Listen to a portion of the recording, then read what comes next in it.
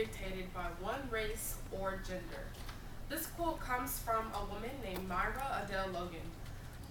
Many women, like Myra, happen to be an inspiration to me. For this speech, I have taken the time to research some of Myra's greatest accomplishments in the medical field due to my passion to become a cardiologist. In 1943, Myra Adele Logan broke major barriers and became the first woman, more specifically, the first African American woman, to perform an open heart surgery. This is a picture of Myra Adele Logan. To know more about Myra Adele Logan, I'm going to give you a little bit on her background. Growing up in the age of segregation, she came from a well-educated family. Her dad was the treasurer at Tuskegee Institute, and her mother had a college degree and was an activist for healthcare. This was actually pretty rare for African Americans to have some good jobs and some education in the age of segregation. Myra had no problem with academics whatsoever. She always achieved the highest goals and the highest accolades.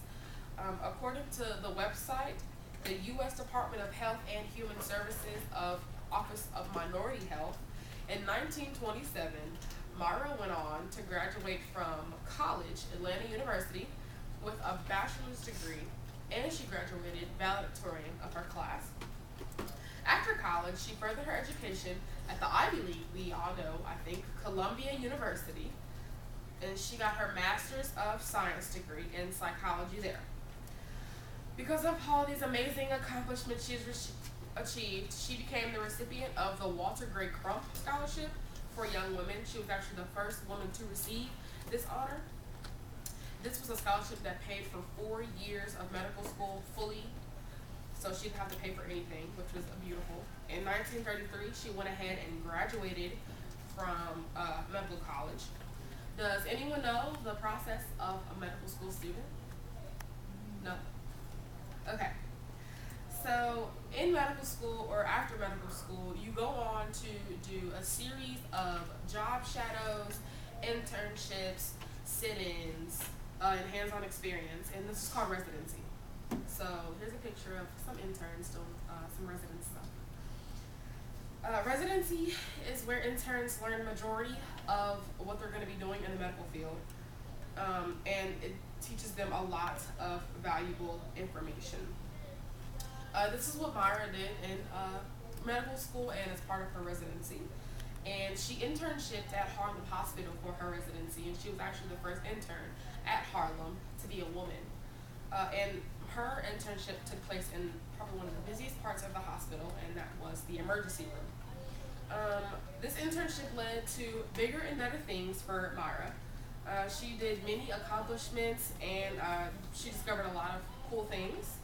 Because of her Harlem Hospital internship, she eventually became the assistant surgeon of Harlem Hospital, and she was a visiting surgeon at a nearby hospital called Sydenham. In 1943,